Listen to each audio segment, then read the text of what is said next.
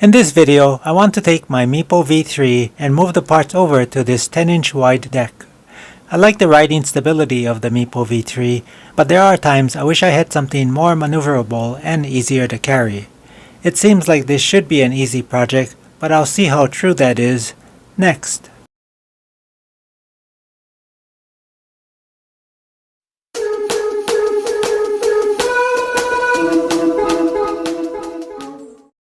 To get a better idea of how the Meepo parts will fit on the 10-inch deck, I've made footprint templates out of paper to find the best placement for squeezing them into place.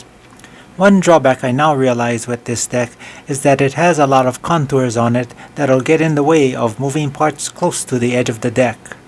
I expected the board to have a kick tail, but I did not expect a kick nose. After a lot of debating with myself on the best placement, I think I've got what I want. There will be some modifications needed to the board, but I also tried to lay parts out in a way that will keep modifications to a minimum.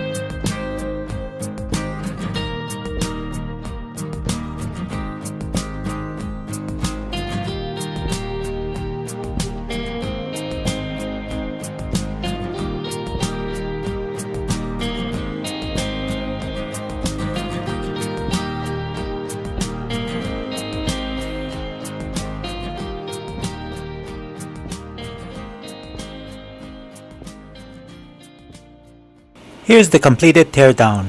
If you look closely, there are two ends of a 30-inch long XT60 cable protruding from holes in the old deck. It's used to connect the battery to the motor controller. With my redesign of the parts layout on the new deck, I'm hoping I can eliminate this cable, but I'll see if that's possible during reassembly. For the assembly of the 10-inch deck, I'm going to work from rear to front.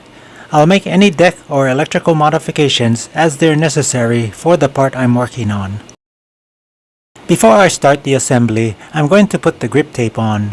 I previously marked on the deck about where the holes will be drilled so that I could position the Meepo logo away from the holes. I'm glad that when I bought the Meepo V3, Meepo provided a spare sheet of grip tape. Its design is different from the stock V3 grip tape, but still has the Meepo logo on it. For those who've never put grip tape on before, it's very simple. Be sure to start from one end of the board and peel the grip tape backing off as you go. Never peel the backing off all at once and attempt to stick the entire sheet of grip tape on. It's really hard to do it that way. Once you've got the grip tape on, use a file to file the edge of the deck to wear away the grip tape till you can see a distinct line on the grip tape outlining the edge of the deck. Next, get a utility knife and slide and cut on this line to trim the excess grip tape off. I used to ride a 10-inch deck back in the day, but this one looks so awkward compared to what I'm used to seeing, mostly because the wheels are enormous on this Meepo transplant. This new board looks like it'll be fun to ride, and I'm curious to see what the height of this deck will feel like. I'm able to mount the rear truck using the pre-drilled holes on the deck. Changes made to the rear truck is the addition of a half-inch riser on top of the existing 3/16-inch rubber pad. I also replaced the 1.5-inch mounting bolts with 2-inch bolts. Other than those two changes, everything else was left the same. I've already drilled the holes to mount the motor controller. Because the deck is concave, the screws come out at an angle. As each layer of parts is mounted, the bolt has to be pushed back into the deck, the part put over the bolt end, then the bolt pushed back up through the bolt hole in the part. With the controller mounted, I can reconnect the hub motor wires. To keep the wires from moving around too much, I zip-tied them together. Modifications made to the cover are this pass-through hole next to the on-off button. This hole provides a place for me to route the wire that connects the controller to the battery. I'll be mounting the battery compartment next. I also had to add 2 more holes on each side of the original hole that was used to route the left and right hub motor wires to the controller. And the last change, this XT60 extension cable replaces the previously longer one used when connecting the controller to the battery. The hardest part about assembling this motor controller unit was trying to cover everything up. I had to remove the zip tie used for bundling the wires because the bundled wires were too tall for the cover to close. I also had to make the hole next to the power button larger to more easily run the XT60 extension through it. The hole is actually in the wrong place, but it was hard to know exactly where the hole needed to be, not knowing the different parts that would be in the way. With the cover now able to sit flat on the board, I can finally secure it down with the lock nuts. One last thing I did to protect the left and right hub motor wiring from rubbing against the truck bolts was to add heat shrink tubing over the exposed bolt threads. Compared to the motor controller, the battery compartment was a lot easier to install, probably because everything within the battery compartment has to be installed into the cover before you mount it.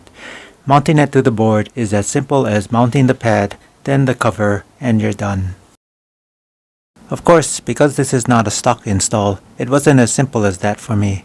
I still had no way to route the XT60 extension between the motor controller and the battery. I decided to cut a slot in the corner of the cover where I could route the XT60 extension through. Excess wire could be folded and packed neatly along the long edge of the compartment and also make a connection to the battery near where the slot is cut. With the cover seated in place, it can now be secured with the locking nuts. Off camera, I did test everything using the remote control and it's working as expected. Because the front truck got pushed so far up front on the deck that it's mounted to the kick nose, I had originally planned to add a wooden block that would level off the kick nose. In the end, not wanting to make this build more complicated than it needed to be, I decided to just use a bunch of washers to make the truck level. Once I get this truck bolted in place, this board will be done. I'll take it out for some test riding, which I hope I'm still capable of doing. It's been a while since I rode a 10-inch board. So this is it.